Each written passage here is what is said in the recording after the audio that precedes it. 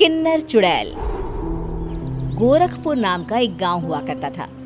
उस गांव में ज्यादा लोग नहीं रहते थे। उस गांव में एक गर्भवती विधवा औरत रहती थी। उस औरत का नाम कमला था। कमला अपने घर में अकेली रहती थी। उसके पति की सारी जायदाद उसके नाम हो गई थी, पर सभी गांव वाले उस औरत को मनहूस औरत समझा करते थे और सभी उससे नफरत किया करते थे। एक बार कमला राशन की दुकान पर खाने का सामान खरीदने जाती है। भैया जी, जरा 1 किलो दाल चावल देना। अरे हाय हाय हाय हाय हाय! अरे मनहूस औरत, मेरी दुकान में अपशुगन करवाने आ गई क्या? हैं? चल जा यहाँ से, मैं कुछ नहीं देने वाला हूँ तुझे। भाग भाग यहाँ से, चल जा निकल। भैया जी, ऐसा मत कहिए, मैं गर्भवती हूँ, मुझे खाने की बहुत जरूरत है, मुझे खाना दे दीजिए। दुकानदार कमला को वहाँ से धक्के मारकर भगा देता है। तभी कमला रोते रोते उस गांव के किन्नरों के इलाके में आ जाती है। गांव वाले किन्नरों को उसी इलाके में रखा करते थे, क्योंकि वो लोग किन्नरों को पसंद नहीं करते थे और उनके इलाके में रहने से मना करते थे। तो किन्नरों ने उसी गांव में अपना एक इलाका बना लिया था। जब किन्नर लोग देखते हैं कि एक गर्भवती महिला रोते रोते उनके इलाके में आ गई है, तो सारे किन्नर कमला के पास जाकर उसका हाल पूछने लगते हैं।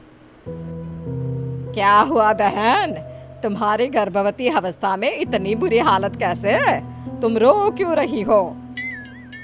तुम डरो मत, हम तुम्हें कोई नुकसान नहीं पहुंचाएंगे। तुम शांत होकर सब बताओ कि हुआ क्या है। मैं कमला हूँ, मैं गांव के दूसरे इलाके से आई हूँ। 2 महीने पहले ही मेरे पति की मौत हुई है। मुझे गांव के लोग मनहूस मानते हैं, क्योंकि मैं विधवा हूँ और गर्भवती भी। वहाँ के लोग मुझे खाने के लिए कुछ बेचने के लिए भी तैयार नहीं, जिससे मेरा गुजारा नहीं हो रहा था। कोई बात नहीं कमला, हम तुम्हारा ख्याल रखेंगे।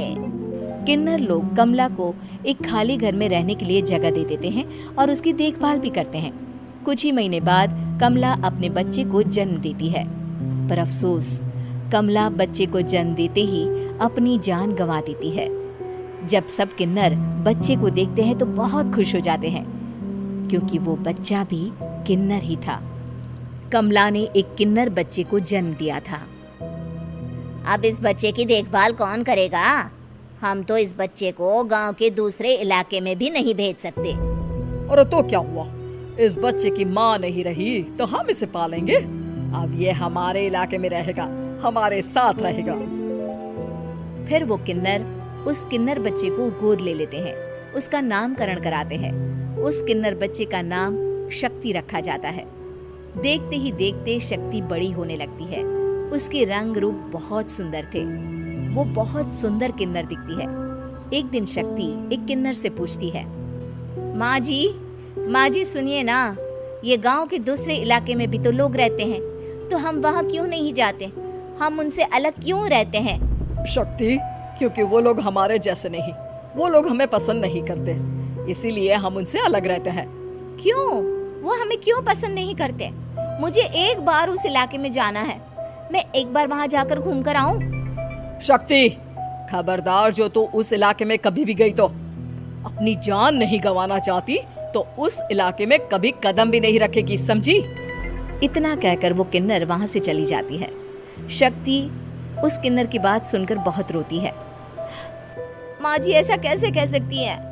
उन्होंने इतनी सी बात के लिए मुझे इतना डांटा। अब तो मैं उस इलाके में जरूर जाऊंगी। फिर एक दिन शक्ति गांव के दूसरे इलाके में चुपके से जाती है। ये लोग तो हमारे जैसे ही इंसान हैं, तो ये हमसे नफरत क्यों करते हैं? जब शक्ति उस इलाके में पहुंचती है तो गांव के सारे आदमी उसके रूप से मोहित हो जाते हैं। वो लोग ये अंदाजा नहीं लगा पाते कि वो किन्नर है। शक्ति की सुंदरता देखकर सारे गांव वाले उसकी तारीफ करने लगते हैं। तभी गांव का चक्कर लगाने गांव के जमींदार का बेटा हर्ष वहां पहुंचता है। हर्ष भी दिखने में बहुत सुंदर होता है। जब हर्ष ने शक्ति को देखा तो वो भी उससे मोहित हो गया, और जब शक्ति की नजर हर्ष पर पड़ी तो वो हर्ष को देखकर मोहित हो गई। आपको पहले कभी इस गांव में देखा नहीं। इस गांव में आप नए हैं क्या? जी नहीं, वो मैं बस। तभी शक्ति बोलते बोलते रुक जाती है और मन में सोचने लगती है, अगर मैंने इनको बता दिया कि मैं दूसरे इलाके से आई हूँ तो वो समझ जाएंगे कि मैं किन्नर हूँ, इसलिए मुझे इनसे झूठ ही बोलना पड़ेगा। शक्ति हर्ष को कहती है, जी हाँ, मैं इस गांव में नई आई हूँ, यहाँ अकेली रहती हूँ। वैसे आप कौन है? आप भी इसी गांव में रहते हैं? जी हाँ, मैं इस गांव के जमींदार का बेटा हूँ। आपको किसी भी चीज की जरूरत पड़े तो आप मुझे बता देना, मुझे अच्छा लगेगा। ऐसे ही शक्ति और हर्ष एक दूसरे से रोज मिलने लगते। वो दोनों अपने प्यार का इजहार करने एक दूसरे से मिलने जाते हैं। तभी शक्ति का पीछा करते करते एक किन्नर वहां आ जाती है। शक्ति, मैं तुमसे बहुत प्यार करता हूँ। मैं तुमसे शादी करना चाहता हूँ। क्या तुम मुझसे शादी करोगी? हाँ हर्ष, मैं तुमसे शादी करूंगी, पर मैं तुमको अपने बारे में एक सच्चाई बताना चाहती हूँ जो मैंने तुमसे छुपा कर रखी है। तभी उनके बीच में ही वो किन्नर आ जाती है। शक्ति, तेरी हिम्मत कैसे हुई ऐसा करने की? वो किन्नर शक्ति को खींचकर गांव के जमींदार के पास ले जाती है। हर्ष भी वहां शक्ति को बचाने के लिए पहुंच जाता है। जमींदार शक्ति और हर्ष के प्यार के बारे में सुनकर गुस्से में आ जाता है और शक्ति को गांव के बाहर निकालने की सजा देता है। शक्ति ये बात सहन नहीं कर पाती और कुएं में कूदकर अपनी जान दे देती है। जमींदार हर्ष की शादी गांव की एक लड़की से करवा देता है, पर हर्ष इस शादी से खुश नहीं होता। शक्ति अपना बदला लेने के लिए मरने के बाद किन्नर चुड़ैल बन जाती है। अब मैं इन गांव वालों को नहीं छोड़ूंगी, अब इनसे मैं अपने प्यार का बदला लूंगी। किन्नर चुड़ैल गांव वालों को परेशान करना शुरू कर देती है। एक बार वो रात को गांव के खेतों में पहुंच जाती है और वहां आग लगा देती है।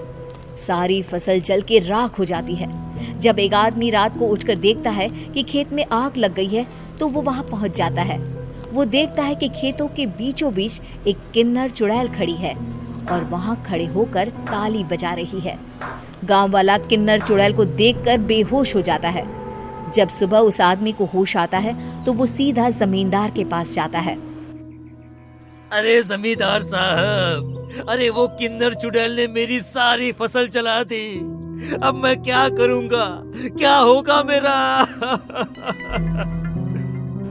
जमींदार चुड़ैल किन्नर का नाम सुनते ही सब कुछ समझ जाता है। अब वो बहुत डर जाता है। उसी रात को जब जमींदार डर के मारे अपने कमरे में सो नहीं पाता, तभी वहां अचानक से किन्नर चुड़ैल आ जाती है। किन्नर चुड़ैल जोर जोर से जमींदार के आगे खड़ी होकर हंसने लगती है और ताली बजाने लगती है। जमींदार उस डरावनी किन्नर चुड़ैल को देखकर बहुत डर जाता है। तूने मेरे साथ बहुत बुरा किया, अब मैं तुझे जान से मार दूंगी। नहीं नहीं नहीं नहीं नहीं, मुझे माफ कर दो, मुझे मत मारो। मैं कभी ऐसा दोबारा नहीं करूंगा। अब तुम जो बोलोगी वही मैं करूंगा। ठीक है, मैं चाहती हूँ कि किन्नर इलाका गांव के इलाके से जुड़े और गांव का कोई भी आदमी किन्नर समाज से द्वेष ना करे, उससे नफरत ना करे, नहीं तो मैं सारे गांव को मार दूंगी। और तुम गांव में एक नया कानून बनाओ कि अगर किसी ने भी किन्नर समाज को हानि पहुंचाने की कोशिश भी करी या इनसे भेदभाव करने की भी कोशिश करी तो उनको कड़ी से कड़ी सजा मिलेगी। हाँ हाँ हाँ हाँ, मैं ऐसा ही करूंगा। तुम जो बोलोगी वो मैं करूंगा, पर मुझे जाने दो प्लीज। तब वो किन्नर चुड़ैल वहां से चली जाती है। गांव का जमींदार किन्नर चुड़ैल का कहा मानते हुए दोनों इलाकों को एक कर देता है और नया कानून भी लागू कर देता है। तब से वहां किन्नर समाज और बाकी गांव वाले शांतिपूर्वक रहने लगते हैं।